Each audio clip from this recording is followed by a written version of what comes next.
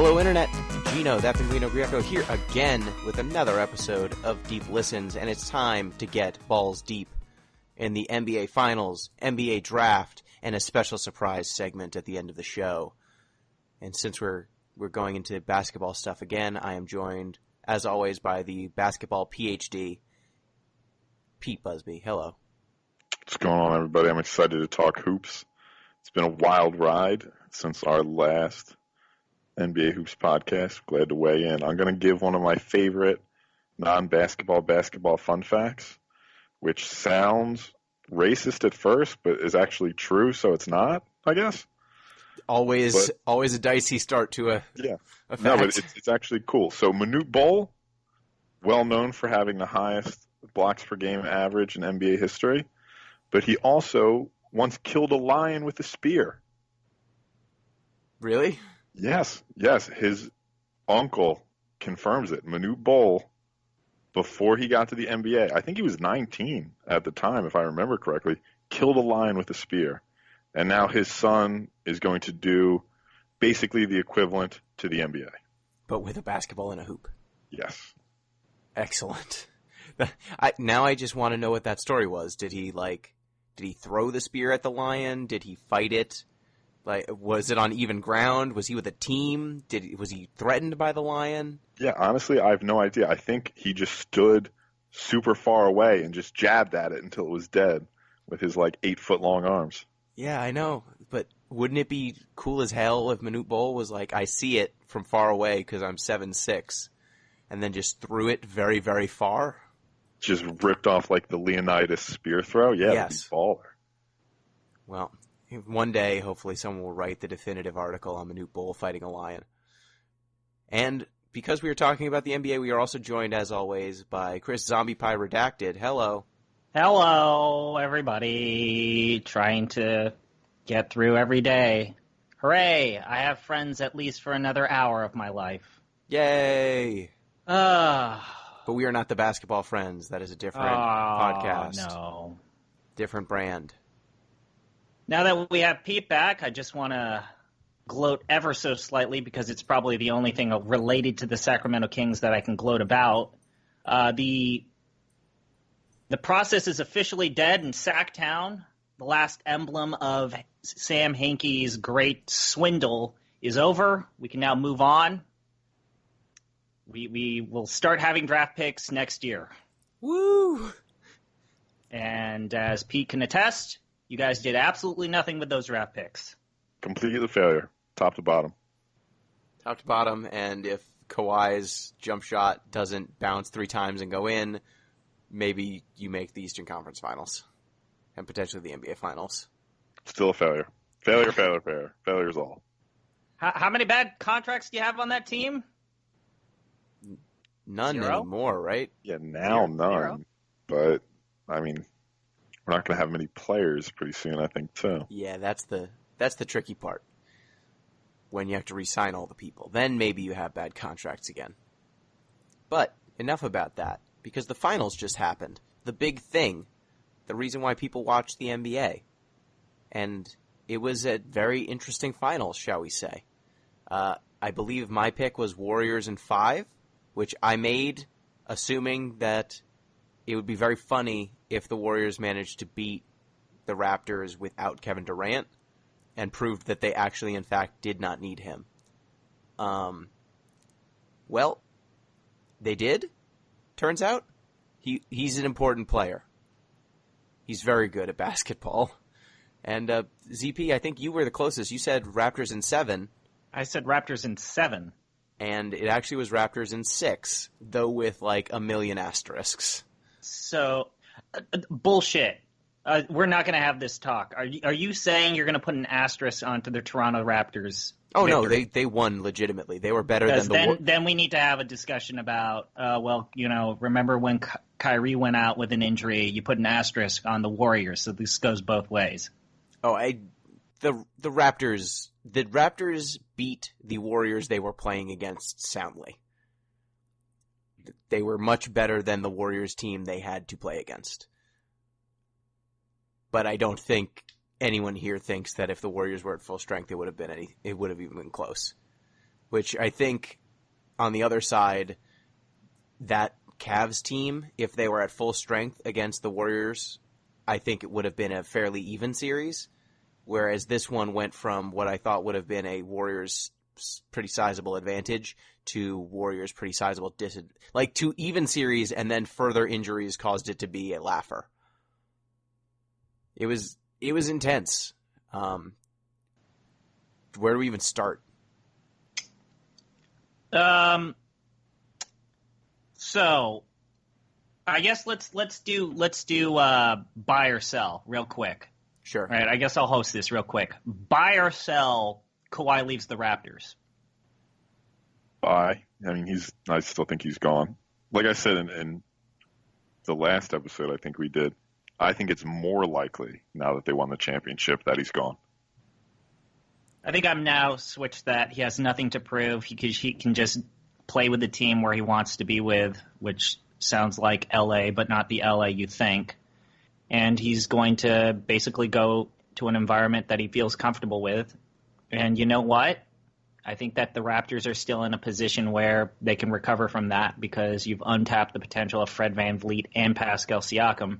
And at this point, you can trade Kyle Lowry for fucking a king's ransom at this point. Well, I don't think you can get a king's ransom for 30-something-year-old Kyle Lowry, but you can still get value for him in like a Mike Conley sort of way. And the Raptors have done the thing. They did the thing you want to accomplish. So if they disband after Kawhi leaves, I think that it was a wildly successful run. So here was another interesting question that I saw on NBA Twitter. Oh, but I this didn't is answer. a good thing. I would have said buy also on Kawhi. Okay. Leaving. If you're the Raptors, do you hang and retire Kawhi's jersey even if he only plays one season? That was what I was going to ask. Pete, you go first. No, I mean you can't hang a mercenary's jersey. Like, granted, he bought a championship to Toronto, but I mean that would be, in my opinion, that would be the most farcical retirement since the Miami Heat retired Michael Jordan's jersey. Well, he won a championship, though. It's not like retiring your rival's jersey. He somehow accomplished more in 1 year than the 8 seasons with DeMar DeRozan. But team retiring your jerseys are, I guess, ultimately meaningless, really. But it's more of a, how do I want to describe it? Reward for longevity? Yeah, like he has no real connection to Toronto. Like, granted, he bought their championships, but like nobody in the future is going to wax poetic about like how much Kawhi himself meant to Toronto. Like, say that to Drake. I bet he's making a couple songs right now. Fuck Drake. I hope Drake falls into. I hope him and Kyrie both fall off flat Earth. I'll take it a step further. I think they're building a statue to Kawhi in Toronto. The Merc with the mouth. Yeah, why not? Do it. Let's go. Would it be bad if I wanted, like, the teams that he's won a championship with, if this continues, if he wins another one on another city, I want there to be a retired Kawhi jersey in the rafters, but it to be, like, its own thing. Like, it's not actually the jersey of your team. It's like a mercenary jersey that you all share. Like, he's Vash the Stampede. He just rolls into town and then blows out. That was an excellent Vash the Stampede reference, by the way. How often do you think people get Trigun shots? I don't know. But you got to shoot the shot when you got it. I just want him to blow into town, wins a championship, says like 5 inscrutable things, and then leaves. And then they retire his jersey. Like some sort of Don Quixote or something. Are people calling for this? No. Like, is there a grassroots movement to retire his jersey? Probably not yet. Maybe a few more years, like, of ineptitude after this. Maybe a generation from now, they will be like, "Oh crap, Kawhi was the best we're ever going to get. Retire his jersey." But if they continue to be successful, maybe he's just an anomaly. I think they were like, there's an argument to be made for retiring his jersey. He's already maybe the most successful Raptors player outside of Vince Carter and Chris Bosh, maybe. But Chris Bosh left, so that's a tough I think you could make an argument that Chris Bosh at least deserves that retirement, especially when you consider how his career was tragically cut short. Yeah, I think due both to medical issues. But I mean, there were times when I was watching Chris Bosh on the Raptors, and I felt like, man, he is the best player in the East right now. I mean, with Kawhi, it was only a year, but I feel like what we're forgetting is that he was both a leading contender for like Defensive Player of the Year. He won Finals MVP. He was a consistent, just dominant force on that team. And I think I'll say it again. They're building a statue to Kawhi in Toronto. Yeah. We'll see how his career continues, and if he stays, I don't think he will, but if he stays, he's just going to own Toronto, right? Oh yeah, like he's the dude. Like who else would it be? Like somebody on the Blue Jays? Pascal Siakam, the You homegrown hero. You joke, but my godfather is Canadian, and he will tell you that Joe Carter hitting a home run to end the World Series is the second most well-known Canadian sports thing that is not hockey related. Gross. I guess give Vlad Jr. a few years. Maybe he unseats Kawhi.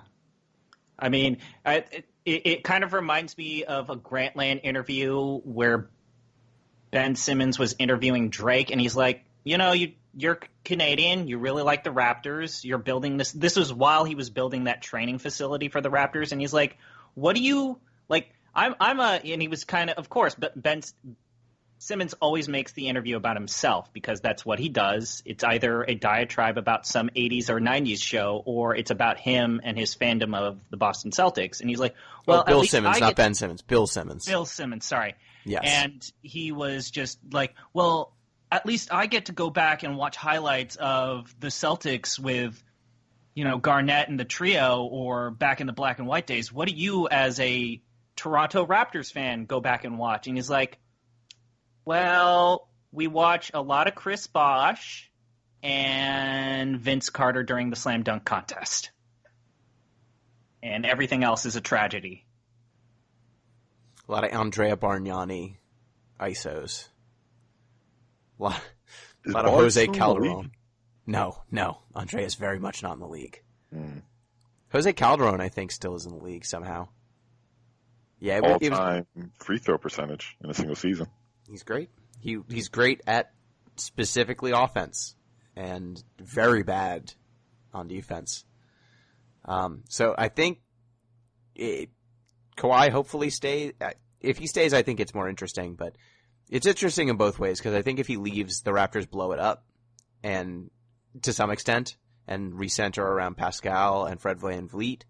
But if he stays, they roll it back and are a contender for the championship again. And next year is going to be weird because the Warriors are going to be mortally wounded for pretty much the whole season because of some stuff that happened. So if you didn't watch, the Warriors lost during that series. Kevin Durant was out for most of it. He came back in game 5. Or no, 5, yeah. Came back in Game 5 to try and play. It was an elimination game, and he tore his Achilles midway into the game, which means he is probably looking at a year of rehab on the short end. So he's almost certainly not going to play at all next season. It's one of the worst injuries that a basketball player can face. There is... Maybe he's technically a work in progress, but Boogie looks okay, and the only other positive example of recovering from an ACL tear is Dominique Wilkins. Not an ACL, a Achilles. Achilles, yes, sorry. Well, we'll get to the Achilles later. But those are the only two, and like I said, Boogie looks okay. It's just very clearly the year you get back from that injury, you are not in shape at all, which was... a very, very obvious when Boogie was trying to play his best. And he did play a critical role in keeping it competitive for the Warriors during their time of need. Yeah, but Speaking of Boogie, if you're the Warriors, how much would you be willing to pay him next season? So buy or sell. Here's the next one. Buy or sell. Boogie takes another minimum contract with the Warriors. I wouldn't take a minimum. I would Another 1 year and $5 million. If I was the Warriors, I would try to get rid of Sean Livingston and clear a bit of cap space. And I would try to sign Boogie for like $7 or $8 million for maybe 1 or 2, like 2 years. Try and like lock him up a little bit, give him some security. And I mean like $8 million a year. Like just try to get him under contract, because as out of shape and as limited as he was in those finals, he's still so damn skilled and so strong and so talented around the hoop that he was able to be effective at the highest level, very clearly a shell of himself.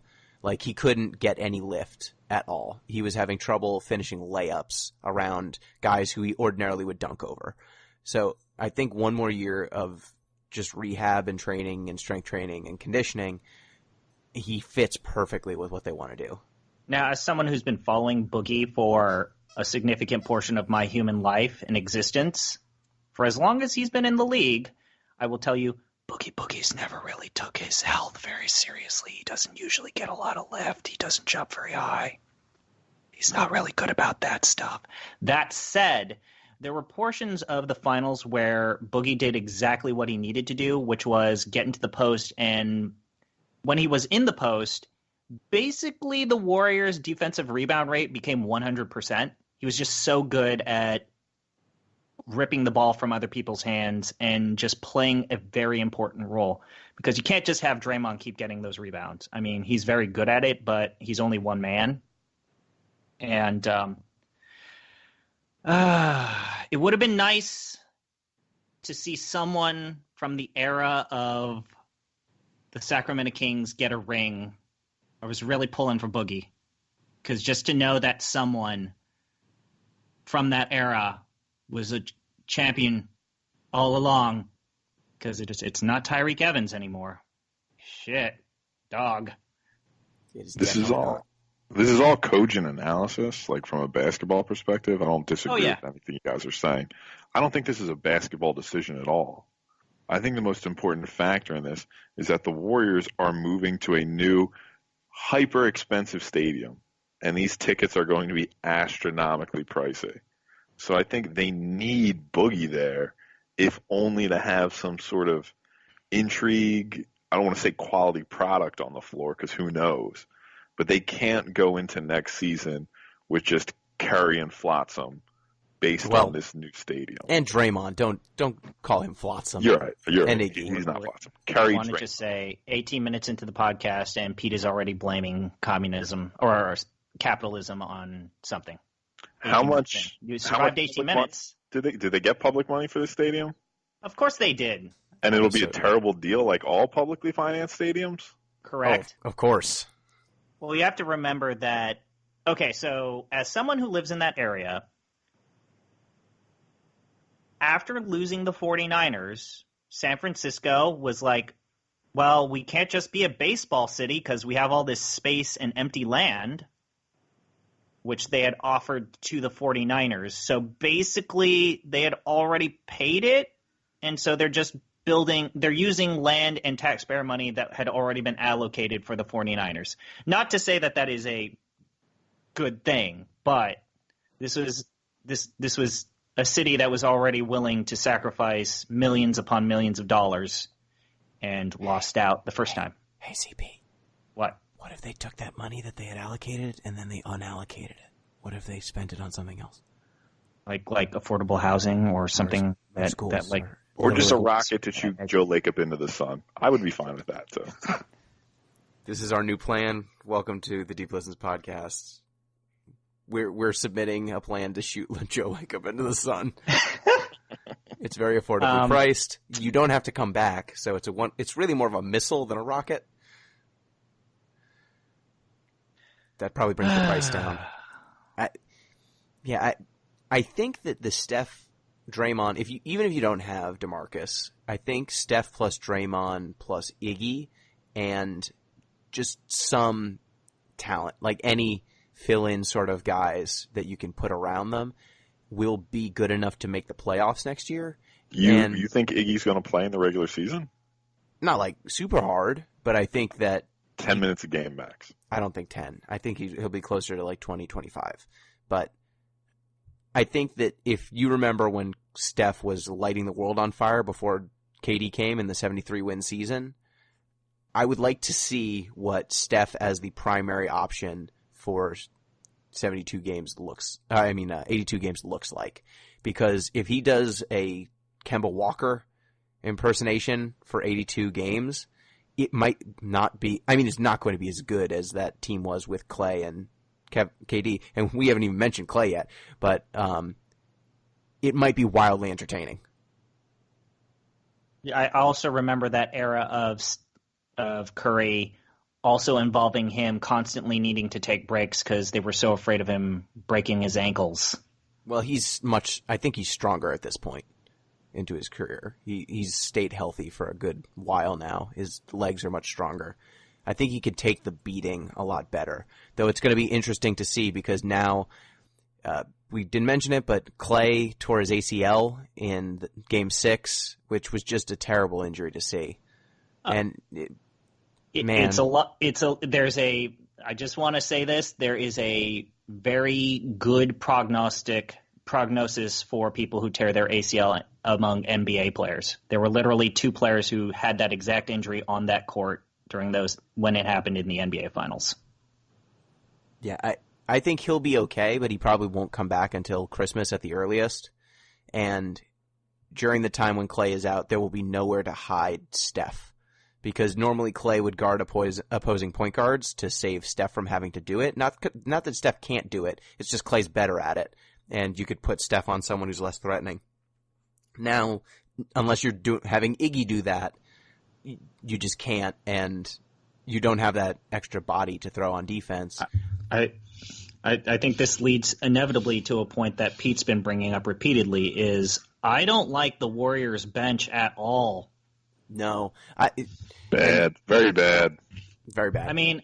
I'm probably more positive about Kevon Looney than most people, but who's going to beat Curry's backup? And do you trust that person with any minutes? No. Who's going to be the starting small forward? Who? Alfonso McKinney. That's no bueno. No bueno. A person? That's a real name? That's a person who was on the NBA Finals Warriors team who played significant minutes. The answer can't be Jonas Jerebko, right? No answer can ever be Jonas Jerebko. He was if I made up a name, unplayable. Oh God! If you want to talk about like some of the most frustrating stuff, we're not even talking about the timeout penalty, but like the 10 minutes they gave to Jerebko was just bad. Why? Pete, you've played basketball.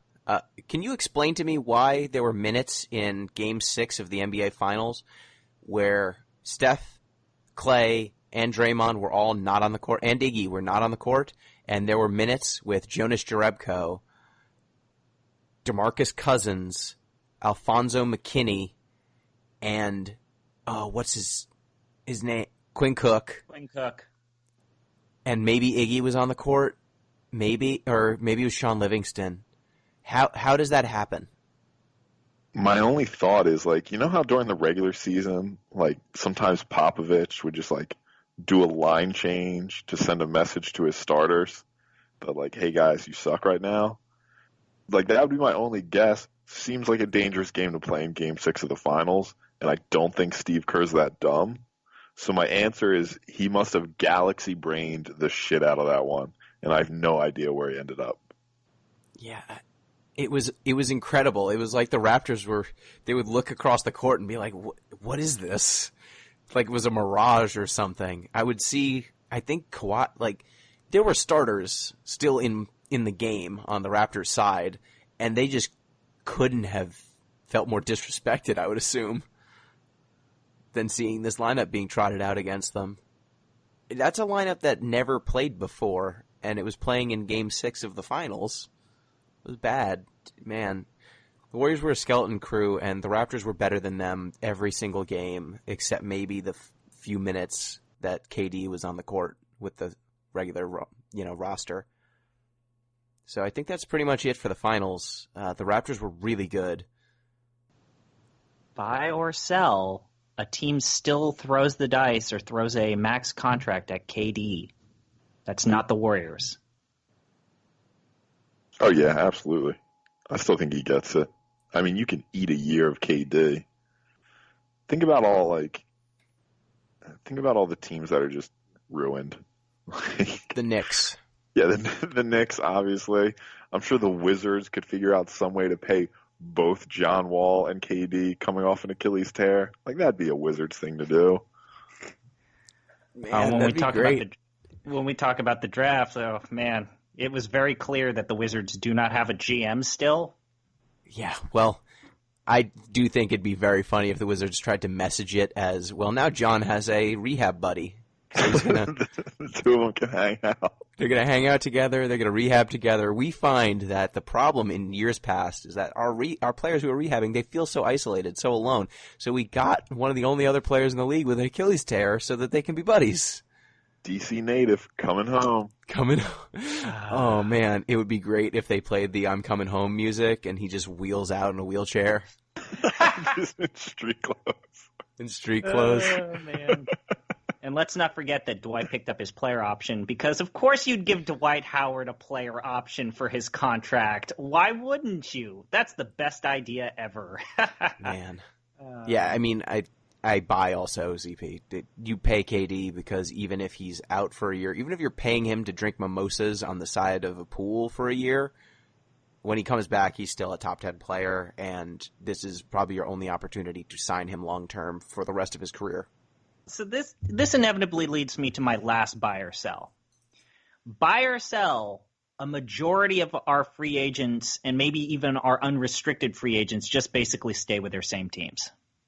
I think that's a buy. I think that the vast majority, I think that this big oh man, this is going to be a big free agency, not really. I don't feel like teams are actually going to completely change the landscape. I think a lot of that does have to do with KD's injury, but man, oh man, if you really want to talk about something that I want to talk about, can we talk about the LA Lakers? Yes, we can talk about the LA Lakers. How everyone was super, when it's oh man, they finally got AD. Oh my God, LeBron James. And as I said the last couple of podcasts, the greatest source of humor in my life so far has been, how can the Los Angeles Lakers fuck this up? And boy howdy, I can't. Did you hear the reports about how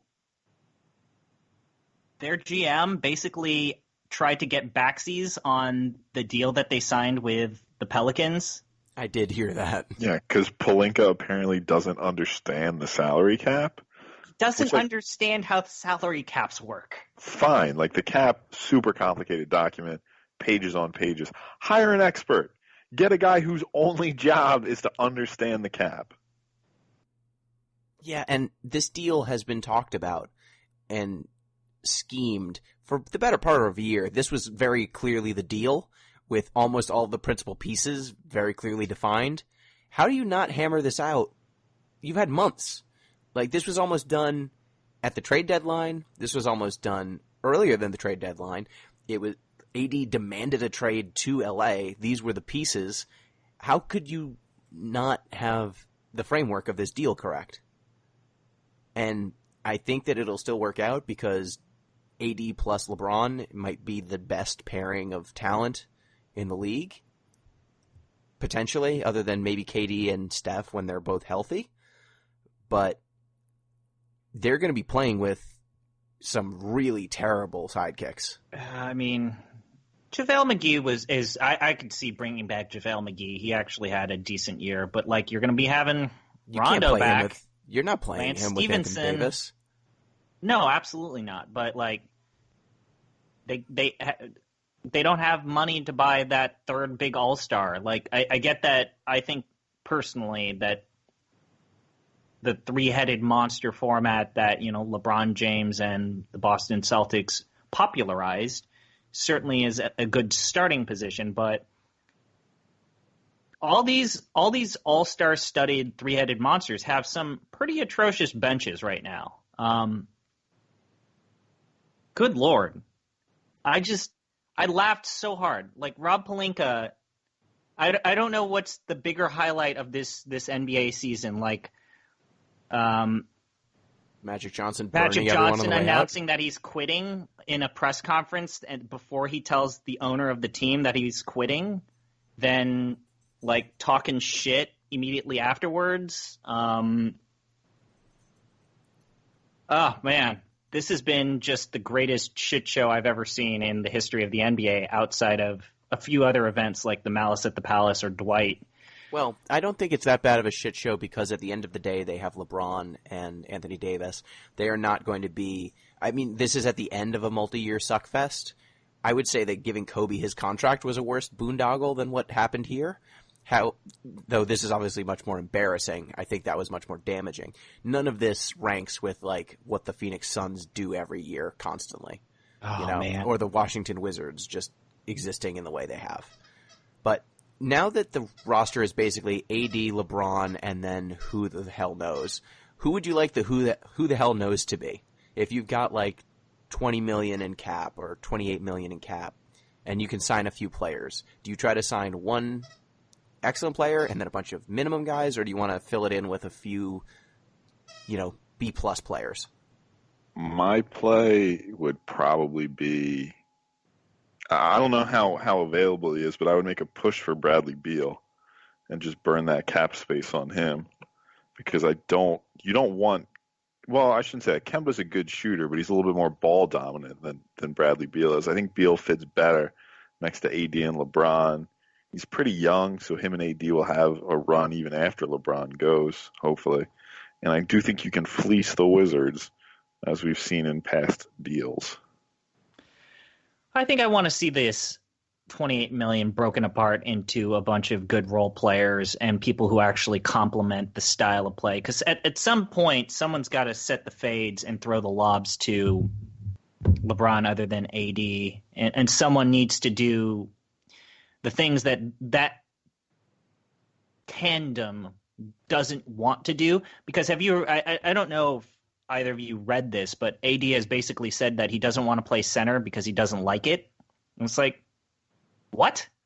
You're one of the best in the league. And it's like, apparently he doesn't want to be the center. He just wants to play power forward. And so that leaves a lot of things open and questionable. And it's like, how much defense is this actually going to, like, AD's a really good defender, but like, how much defense are you actually going to get out of JaVale McGee and Lance Stevenson? Well, I don't think you don't want minutes where JaVale is on the court with AD. And if Anthony Davis wants to say he's a power forward, he can be like Tim Duncan. He can lie to us. He can lie to us for like half a decade saying, "Oh, I'm totally a power forward." We know it. We know you're playing center. Occasionally you will guard power forwards and they will put some burly guy in to guard the opposing center, just like Tiago Splitter would occasionally come in and help Tim Duncan. But Tim Duncan was a center for the back half of his career and everyone knows it. So I think that that's just going to be how it works. And especially on offense, AD's going to be the role guy 90% of the time. And he will occasionally pick and pop. He will occasionally just be given the ball and told to go. But he's mostly going to be a lob finisher for maybe the greatest passer of all time. So I think that it'll work out. My plan here would be to sign someone like Pat Beverly so that you can get some offense and some defense out of him. You want guys who are just going to be trigger men because LeBron's going to run the show, and you need people who are okay with that. So maybe you try and get someone like a Kent Bazemore. Maybe you get, J.J. Redick would be perfect. Guys like that are just going to play their position, move without the ball, set good screens, and be happy in that role. Because the last thing you need is like Rajon Rondo, who's fucking useless without the ball in their hands, wandering around waiting for LeBron to give it to them. Yeah. So, some NBA draft happened. How does everyone feel about the draft? Zion went first, as he should. Everything was chalk for a bit. Yeah. And then what stood out to you in the draft? So first off, I like John Moran at number 2. That was chalk. It wasn't a surprise. A good pickup for the Grizzlies, especially after they traded Connolly. But I think I love that Bol trade, Bol, by the way. Yeah, great trade. Bol, steal of the draft. I know foot injuries, especially for a guy his size, very scary, very quickly, can derail a whole career. But second round, to get a guy with that size and that shooting, incredible pickup for the Nuggets. Yeah, I have no idea how he fell to the Nuggets. Like, the Warriors, I know that so many of their players are hurt, but like the Warriors, the Bucks, all these teams that have really late picks, he's potentially an impact player, and you could get him with your late first-round pick or your early second-round pick. You could have bought a second-round pick and picked him. Maybe you really think that he's just so slight that even with his range and his height, it won't matter. But it just costs so little to gamble on him. Is it even a gamble if it costs you almost nothing? I don't think so. What do you think, ZP? I rooted for a team that passed on Bol and had nothing but second-round draft picks, so I will defer. I was actually a fan of the Rui Hachimura pick for the Wizards. That seemed like a fine pick. No, I don't like that pick at all. Don't Really? like that pick at all. Not at all. So you have a young I was of the opinion that with the Wizards, at this point, what do you even do? I mean, they're the NBA's aberration. Like, I don't even know, like, Rui Hachimura doesn't get them closer to getting better. I mean, nothing will. I mean, John Wall's max contract is going to kick in this season. Dwight picked up his player option. And is Rui Hachimura basically their attempt to build around Bradley Beal? Is that what's happening? Yeah, I think he's a role player. He's an Otto Porter type, but shorter and maybe a little more athletic, less more athletically shooter. gifted. I don't know. They seem similarly athletically gifted.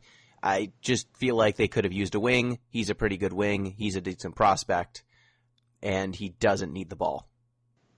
That seems fine to me. And more power to him. First Japanese player to get picked first round in the draft. I think that's great. It just shows how, internationally this sport is growing. But I don't know. The Wizards, if it weren't for the Suns, I'd call them the shit show of the league. Yeah, I instantly don't trust it just because the Wizards did it. If Zion Williamson had fallen to 9 and the Wizards picked him, I would have said it was a terrible pick. Like, clearly something has gone wrong if the Wizards are doing this. That's true. Yeah, fucking Phoenix. So let's talk about it, because I have them listed as the biggest loser of the draft, because I don't even. So I actually took notes for Phoenix because every single year I think that on the podcast last time we did the draft, we talked about how Phoenix just continues to like out Sarver from the previous year. They keep doing it. Okay, let's break it down. So first, before it's their turn, they send TJ Warren and the number 32 pick to the Indiana Pacers for what it basically amounts to some cap room. But with the other draft day deals that they make, they only freed about $15 million. Yeah. Why? Why would you do that? Who are you going to sign with $15 million? You're not even close to the $27 million to sign a max contract. Yeah, and that team is so far away. They need players at so many positions. It's not like TJ Warren's bad. He's like an okay wing who is maybe a little overpaid, but I think his contract was fair. That was a great pickup for the Pacers. So, second, they then get to their number 6 pick. They send it to the Minnesota Timberwolves for the number 11 pick to pick up Dario Saric. And then they draft Cameron Johnson with that number 11 pick, who, let's not forget, has been repeatedly red flagged by virtually every other team in the draft as having injury problems and was estimated to go in the second round. And isn't he 30 He years is old? older than Devin Booker. Yeah, he's a senior coming out. He played in the NCAA for 5 years. He's a solid year older than Devin Booker. Let's just cut over now to our Dario Saric expert, Pete. How do you feel about Dario? I still stand by Dario. I think he's a good player. I think he can help the Suns. I also think the Suns will ruin him. So it's immaterial. Fair point. Then, when you think that, oh man, finally things have bottomed out, Sarver cannot continue to surprise us. Well, guess what? They gave the Milwaukee Bucks' 2020 first-round pick to Boston for the number 24 pick and Aaron Baines, who they could have just bought out. Yeah. Even if they let Kelly Oubre walk, which is the current rumor, they will have $23.8 million to work with. They're still basically $5 million away from being able to legitimately sign a free agent that can help them. That is even if they stretch provision Tyler Johnson. Let me just go ahead and say counterpoint. No free agent wants their money, so it doesn't matter. It's immaterial. So this is their starting roster at this point. We have Devin Booker, Kelly Oubre, Dario Saric, and DeAndre Ayton. That's 4 players. And who's their point guard? Say it. I don't even know. Say it. Devin You don't Booker? know. Is it still Point Booker? Has that experiment not run its course? I don't know, but I just remember last year when we were discussing what the worst team in the league is going to be, and I read to you the names of the players who they had ostensibly penciled in for point guard on the Phoenix Suns, and we didn't know who half of them were. And we're doing that again, huh? We're running that one back?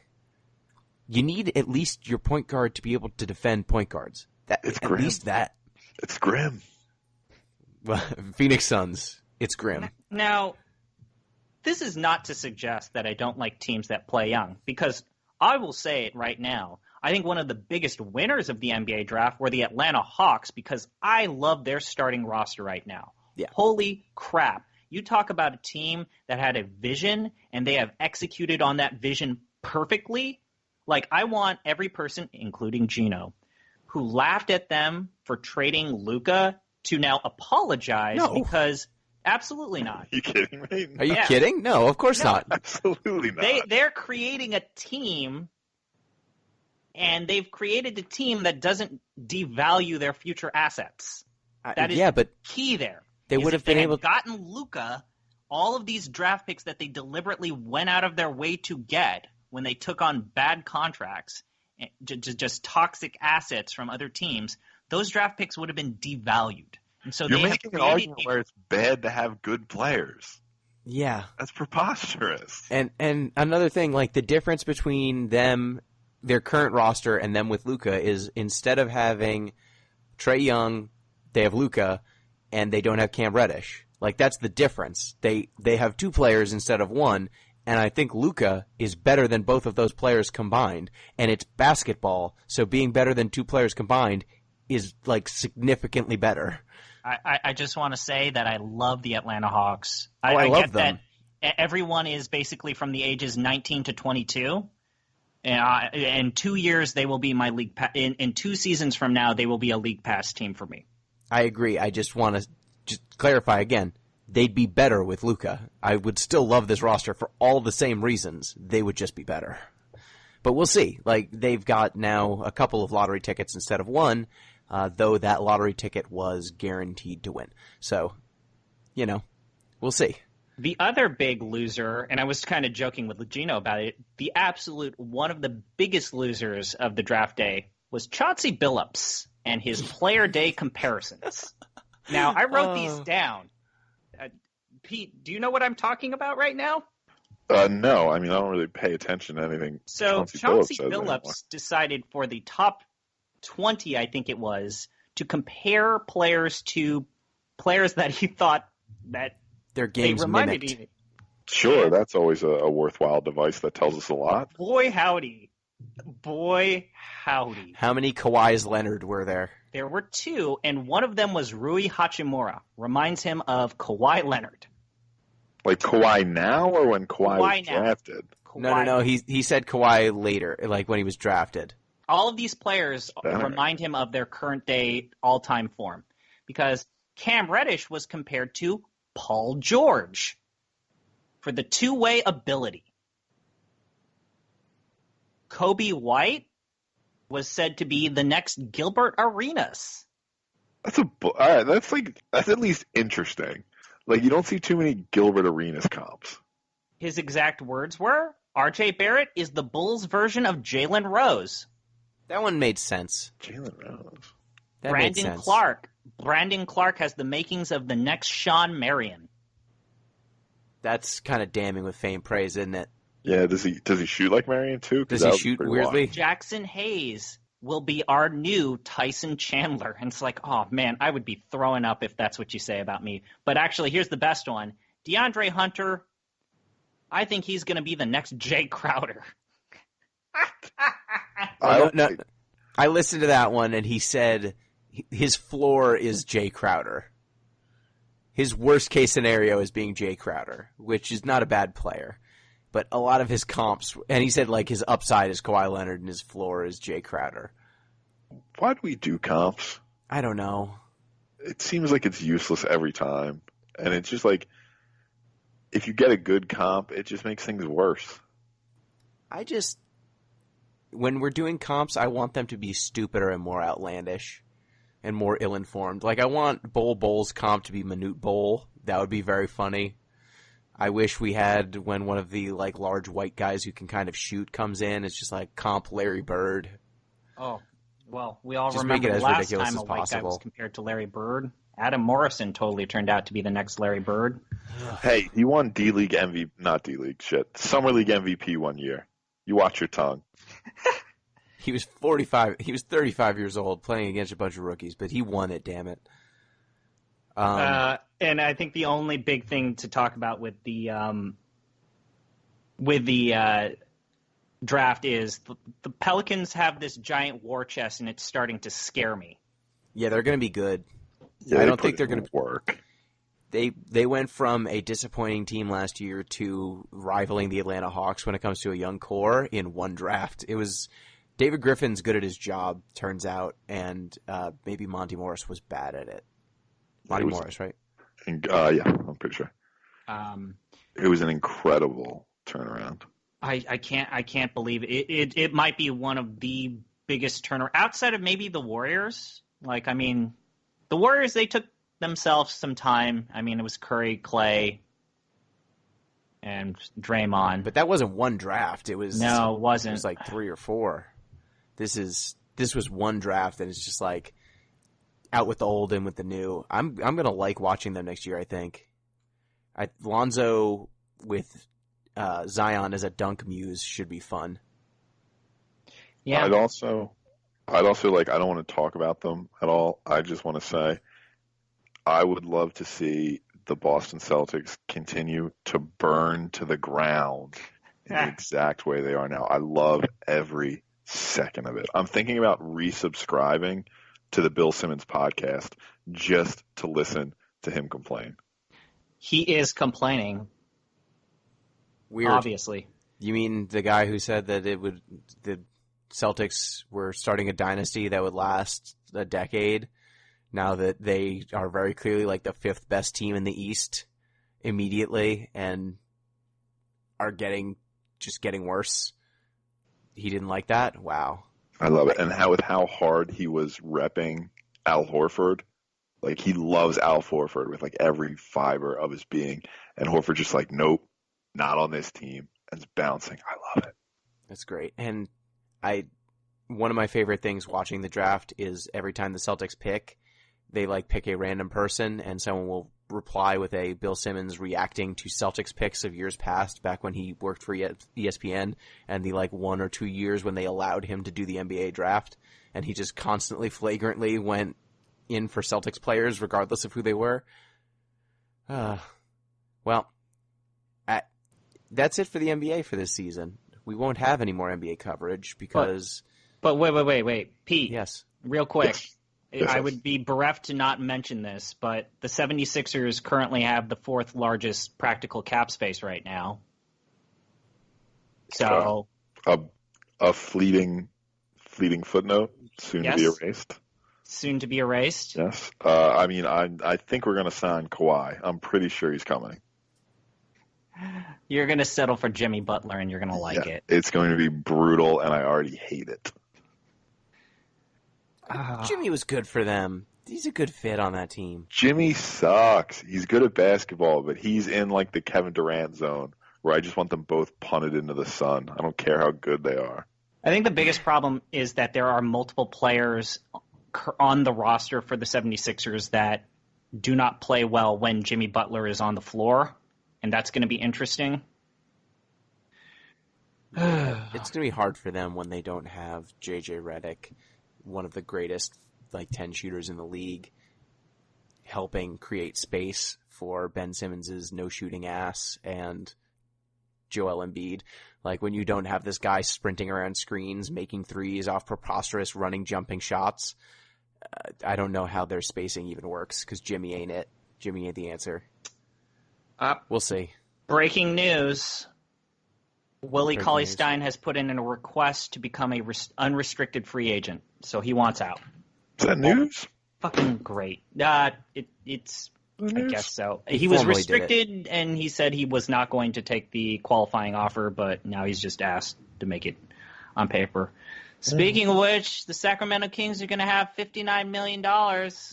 Ooh. Also breaking news, Kawhi has turned down his player option. Of course. Yeah, obviously. That was always going to happen. It doesn't mean anything here. Yeah, whether he signs or not in Toronto. It was going to happen no matter what. It doesn't mean anything. I think that Harrison Barnes is going to re-sign with the Sacramento Kings, even though he turned down his player option. Yeah. So with the NBA season closed, that means a new dawn is dawning on the other great basketball league. Well, two great basketball leagues. There's the WNBA, which I've been watching some WNBA games. They are very good. I'm going to watch more of them. I will come back. Maybe I'll catch some Liberty games. I don't know. They're WNBA. Maybe we should get into the WNBA and this other league. ZP, what is this other league? Let's talk about the Big Three. Let's do it. Yeah, let's talk about the Big Three. I watched the season opener yesterday, and I missed today because to record this podcast, we missed some games. But I decided to watch the Big Three on national television. And I was at my grandparents' house, and I was with my grandfather, who played amateur basketball. Played on what we would call the Nisei Leagues, which is basically the all-Japanese American League. There was one. And we ended up watching Trilogy versus the Three-Headed Monster, and when they were doing their package, my 90-plus-year-old grandfather saw Coutinho Mobley, and he's like, he looks like me. Coutinho Mobley does look old as hell. Yeah, and Coutinho Mobley was dropping buckets. Yes. I'm going to pull up my notes here. The first notes in all caps is Rashard Lewis's jersey. So they allowed jerseys to have nicknames on it. And I don't know why he's doing this, but his jersey reads Sweet Lou, but it's spelled L-E-W. No. There is only one Sweet Lou, and that is Sweet Lou Williams. Now, just to give you an idea about the quality of play. So Trilogy, who ended up, I believe, winning. No, the Three-Headed Monsters won 51-46. 51 to 46. 2020 game from Reggie Evans. So in the first half, Trilogy shot 7 for 24 from the field. Yeah. There were 8 free throws. Gets both the teams fever. Between both teams, and only 4 were made. One of those misses was an air ball. Well, was it Reggie Evans? It was Reggie Evans. Well, he was bad at that in the NBA. Though I will say this is probably the league most slanted towards his talents, because he was just a garbage pail sort of guy, grab all the rebounds, try and dunk it, had no offensive talents to speak of, and in 3-on-3, there's nothing you can do if someone's that big and athletic and wants to get all the rebounds. Like, what are you going to do, box him out with 2 people? You can't. Like, you needed 2 people in the NBA. I can't even imagine how you would keep him away from the glass in the 3-on-3 game. I will tell you that I still just I can't get used to it. I probably never will. But seeing a player try to attempt a fadeaway jumper, it hits the back wall and it doesn't even touch the rim and bounces out. And then the other team takes the offensive rebound and then immediately tries to lay it up and then fails to land the layup. I feel like I saw that exact sequence of events 8 or 9 times, and it killed me every single time. Yeah, these games are loose. But that is not even the biggest highlight of the season opener of the Big 3 League on Saturday. So let's talk about the opener at Detroit and the Little Caesar Arena. So for some reason, I don't know. I don't understand why someone thought this, but someone thought to themselves, hey, we have a player. His name is Josh Smith, and he used to play in Detroit, and we're in Detroit right now. I bet if we had Josh Smith play a game in his former hometown, the players would be all like, oh, man, it's great. I remember that name. And he would be embraced with cheers and applause, and people would be all happy, and there would be a lot of merriment all around. That is not what happened. Detroit is a basketball town, and the fine people of Detroit know their basketball, and they hold grudges. So for those that don't remember, Josh Smith was given what I would say is a catastrophically terrible contract and did absolutely nothing with it. And so when his name was read, the Detroit arena proceeds to boo him, to which he then responds on national television by flipping the audience off. Yep. Yeah, that all checks out. That makes sense. Then, there was 2 or 3 minutes, Josh Smith, who is in a foul mood, starts to mouth off to Royce White. They then proceed to get into a fist fight and a lot of pushing and shoving, and they are both immediately ejected from the league. From the game. From the game. I was going to say, if they just tossed them out of the Big 3, that would be incredible. So this was supposed to be their big debut. They've signed a contract with CBS Sports, and they got a lot of money from this. And within 4 to 5 games of their big event at Detroit, it turned into a fist fight. So it was a shoving match. Punches were not thrown. And there was a lot of shoving and elbows in the face, though. So I just want to point one fun, scintillating fact about Josh Smith's return, and it is that Josh Smith is still being paid by the Detroit Pistons because he was... Are you serious? Yeah, they stretched his contract. They stretched his contract. Yes, he was waived via the amnesty, which means they still pay him, and I think he wasn't amnestied, he was just stretched. So his contract was basically stretched over like the next 5 years. So he was gone. He was picked up by the Houston Rockets. He made a playoff run with the Rockets. He retired from the league, and he is still collecting paychecks from Detroit. It's amazing. And my team, the Enemies, their star pickup, Royce White, didn't even last 5 minutes into this game. Didn't even last 5 minutes. Now, for those that don't know, Royce White previously had been playing ball in the Canadian Basketball League. He was the MVP. Actually, he was the MVP and helped his team get a Canadian championship. Now, I can't believe you're going to I'm doing it, but I can't believe you're forcing me to look up Canadian Basketball League statistics. I'm going to do it right now. He was very good. He was very good. But what happened was in the second season of Royce White's time with the Canadian Basketball League, the NBL, he proceeds to foul out within the second quarter of the game.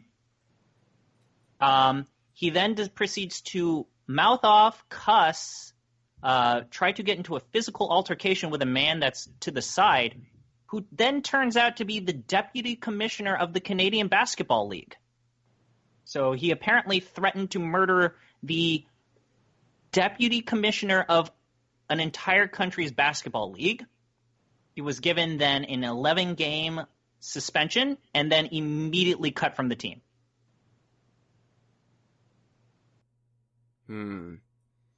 See, that's the kind of spirit we want on the enemies.